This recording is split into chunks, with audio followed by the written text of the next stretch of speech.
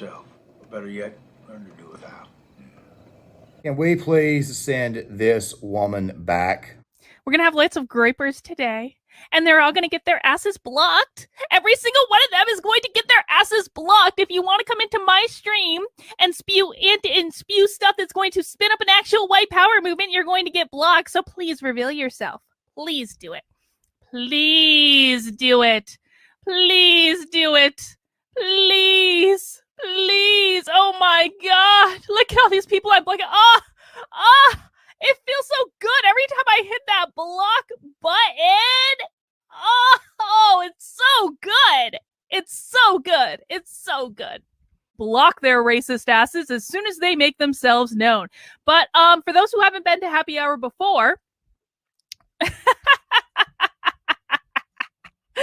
critical race theory. I especially hate it when people call it anti-white because it's not. Anyone who says that critical race theory is anti-white, you're going to get blocked. You're going to get blocked. You're going to get blocked immediately. There's not going to be a choice. There's not going to be a discussion. You're going to get blocked. Before we talk about how Karlyn never really and truly left the left, make sure you guys hit that like button. Make sure you subscribe. Make sure you share this video. Also, the notification bell. Leave a comment in the comment section. I want to hear you guys' opinion. And let's get into this. So, Karlyn really, in a lot of ways, never really and truly left the left, okay?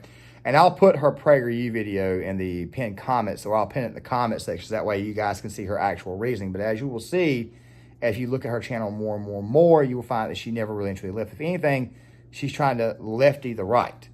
That's what she's really and truly trying to do. Now, unlike Brandon Straka, now really quick, let me explain Brandon Straka really quick. Brandon Straka was a hairdresser, male hairdresser, and he was gay in New York. He voted for Hillary Clinton back in 2016. He did some research on the left. He did some more research on Trump. He did some more research on the right. And he eventually decided to go to Trump rallies and get some actual clarity on the situation and the people who are of the right. He got out there. He talked to them. He got prayed over, all of that type of good stuff. And eventually he left the left and he created the walk away movement, which was designed to walk away from the Democratic Party. Dr. Borysenko befriended him. She may have been friends with him before that. But then she turned right back around and she left the left too, or she claims to have left the left.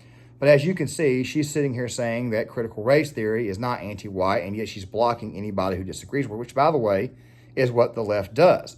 But if you don't think that the critical race theory is not anti-white, then why the hell is it that they spend most of their time when they bring up critical race theory attacking white people just like this? Apples out there. White people make my blood boil. When you say there are no good apples out there, what kind of claim are you making?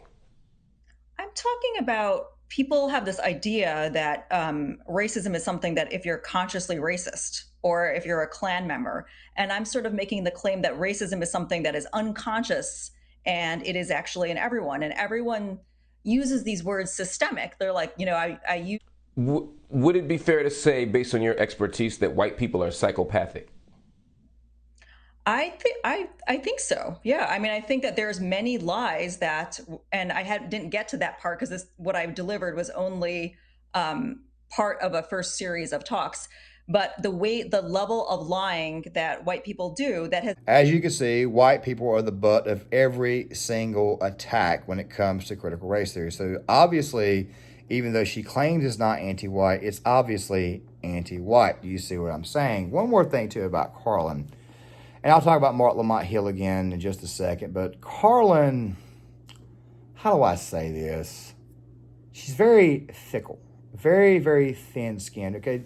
Back last year, they did this walk-away rally in Dallas, Texas. And, of course, they got ran out by BLM.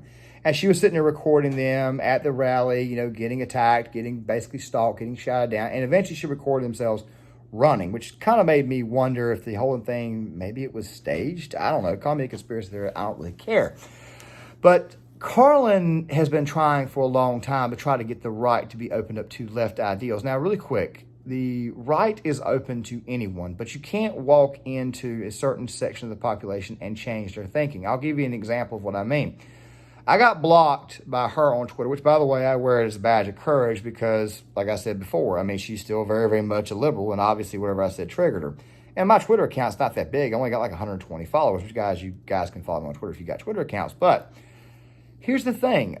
She put up something about people with mental illnesses should not have guns. Well, my argument has always been, if you say something like that, it's to what extent, okay? It's to what extent, you see what I mean? And that's what I said when I replied to that post. She got pissed off and she blocked me. So once again, she does exactly what the left does. They just reject people. So that there's pretty obvious to me that she's still very, very much of the left. And I'm trying to tell people that, look, I think it's time that we boot her from the community. I mean, please, lefties, take this woman back. And we'll do more videos on her and some of the crazy stuff she says.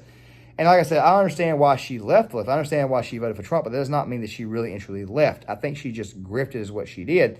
And now she's trying to lefty up the right. I mean, it's just, take her back, please. Look, guys, I'm going to end this video with Marc Lamont Hill, who at one time said men could have periods, okay? I'm going to end the video on this note here, so that way you guys can continue to see the lunacy that comes from the left and people like him. And once again, guys, make sure that like button, make sure you subscribe, make sure you share this video, hit the notification bell, leave a comment in the comment section. Please sound off. I want to get you guys' opinions on this. I'll see you guys later. And men get pregnant. Depends. I know. What does it depend on? I know trans men that can get pregnant. That means it's a woman. Only one sex can get that's pregnant. a circular argument. That's it's not a making circular the question. argument. Yeah. It's proving my thing. There is a truth, a concrete truth. You have to be born with a uterus to have a baby. Only women can get pregnant. The fact that we've arrived in a society where Right, that's the part I'm disagreeing with. That's the part I'm disagreeing with. There's nothing to disagree with it. These are facts. So you can say that this person who is pregnant identifies as a man. That person was born a woman. I can tell you that every single time because only women